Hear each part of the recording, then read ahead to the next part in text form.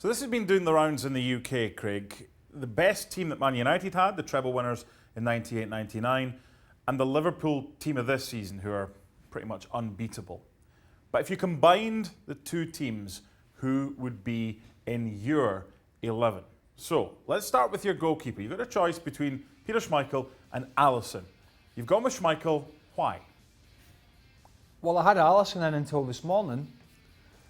I had Schmeichel in, then I changed it to Alisson in my mind, and then I had to change it back because I felt I was putting Alisson in, as good a goalkeeper he is, and he's a fantastic goalkeeper. I felt I was putting him in to try and shoehorn another Liverpool player in over Schmeichel, who was just a great goalkeeper for such a long period of time and so successful. Yes, it's a different era, but I think for a good period of time, it was arguable that Peter Schmeichel was the best goalkeeper in the world. And so it was very close, that one for me, but he just edged it for me. Virgil Van Dyck, I think, would have probably have made everybody's combined 11, but he's the only Liverpool player in your defence. Yeah, because, well, clearly Joe Gomez and Joe Gomez is a very good player. Joe Matip, Dejan Lovren, they're not going to get in ahead of Jaap Stam. Jaap Stam was a phenomenon before he fell out with Fergie and was dispatched.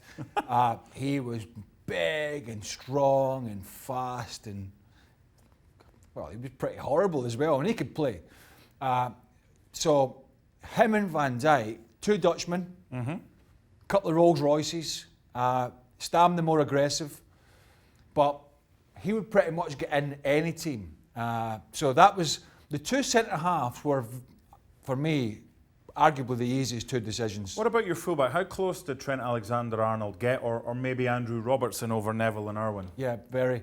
And, you know, obviously there'll be Liverpool fans watching the modern game thinking, well, we all this team should be in, and United fans think, all that team.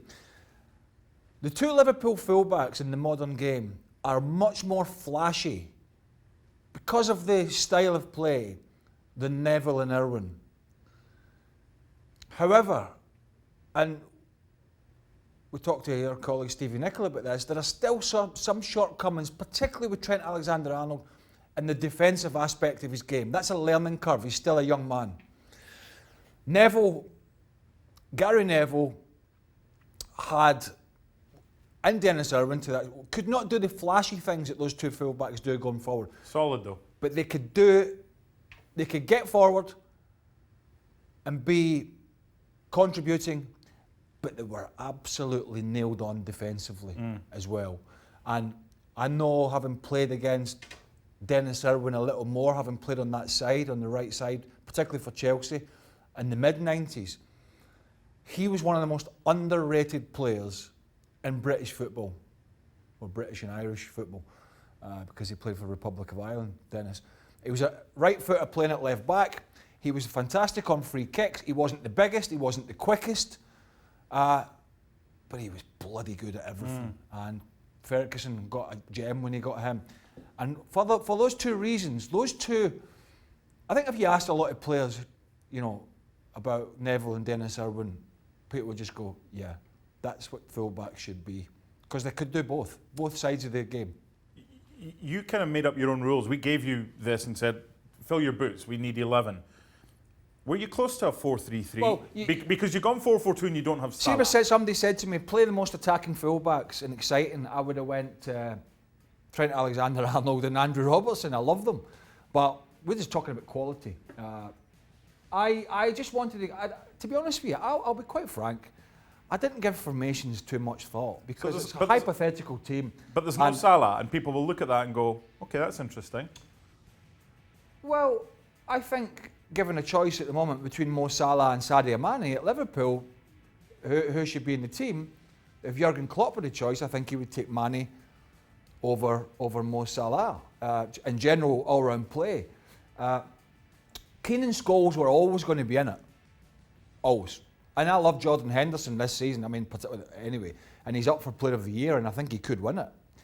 Wijnaldum's a terrific player. Fabinho got hit by a little bit of an injury, but he's a fantastic player. But there haven't been, along with Gerrard at Liverpool in his day, Paul Scholes and Roy Keane could have played for any club in the world, would have taken that pair over a period of at least a decade. Was that, or were they? It was a no-brainer. Were they two of the best midfielders you came directly up against when you played them? Scholes. Yeah, well, that little rascal Scholes scored 2 at Hampden when England beat us in 2000. One of the best atmospheres ever, by the way. Yeah, not at the end. At the start, yeah. And Roy, who I know a little bit, I don't really know Paul Scholes, I'm playing it, but I know Roy a little bit. Roy was a goal-scoring midfielder at Nottingham Forest. Box-to-box, energy. Similar to your type of game as well, though, because you got forward, you scored goals. What made him so special? Because you know that position inside out. Yeah, well, he honed his game at Man United, and then he became a better all-round player. He was great at Forest, and that's why they signed him. Blackburn wanted him. But Roy had everything. Goals, not so many at the end, or when he went to United, because he managed games, he managed players. He managed situations, he outed people, as we know. He demanded from others, he demanded from himself, and he could do everything, Roy. And so, again, a bit like Stam and Van Dyck, you know, when you're looking at midfields, these two would have walked into anyone in world football. You've gone Andrew Cole, whatever he wants to be called today, and Firmino. This seems to me to be a really solid lineup. It's not as much. Well, are we missing out the midfield before we get it? Well, you've got Mane, and Giggs is going to. Well, I got Mane. People say, well, you got Mane over Beckham. Why you ain't got Beckham in your team? Beckham set pieces, crosses, all that. I think Mane is an all-round player, is fantastic. And Giggs, do I need to even discuss Ryan Giggs being in any side? So that, you know, when I looked at it, that was pretty simple. The whole thing about this is it's totally subjective, because you could have Robertson, you could have Alexander-Arnold, you could have Beckham in there, you could have Salah in there, and you've got the Flair team. This to me seems more of a kind of a solid, not spectacular, but we'll get the job done. Well, I could Trent Alexander, if we were sat here in 7 or 8 years' time and Trent Alexander-Arnold had continued to do what he does and had polished up his defensive side of the game, then maybe that's a different story. But Neville is a much better defender than Trent Alexander-Arnold. You take Trent going forward. Yeah, but Neville could do...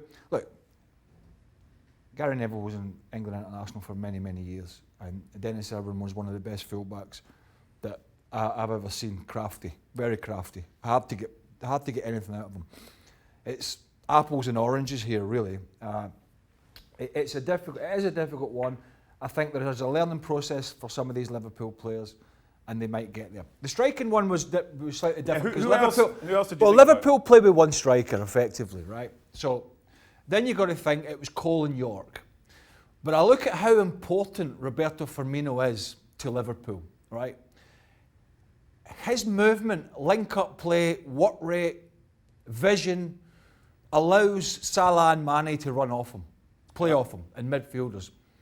So if you ally that to a guy, and Dwight Yorke was a little bit like that as well.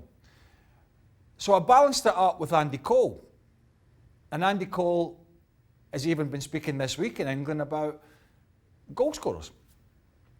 Andy Cole was a penalty box player. Mm-hmm. So I've got now my Firmino, who is the link player and will get goals, but he's not a penalty box 30 goals a year man. Andrew Cole is. Doesn't care how he scores. Off his backside, off his knee, in the top corner. He said it this week, a goal's a goal. We need more penalty box strikers. That's what he was. So I wanted somebody in the side, and it's why Ferguson brought him from Newcastle, and why Newcastle fans were irate when Keegan sold him, because he put the ball in the back of the net for fun.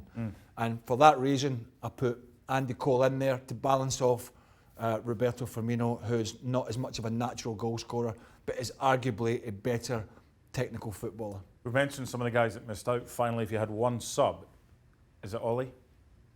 Gunnar Solskjaer? Let me think.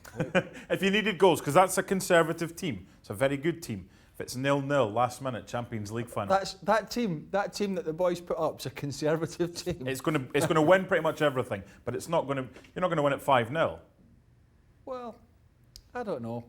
you know, football wasn't born in 2018 No, and 19. it was born in 1992, we know that. So who would I have as a sub?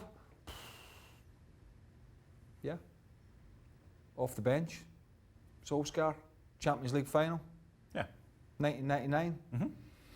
Didn't come much better than that. Yeah, I mean, there's loads of players I would have in the team, but yeah, if I'm going to have somebody off the bench, I wanted somebody to come in and score. So I've not given him much love in his management at the moment, so I'll give him some love on the field.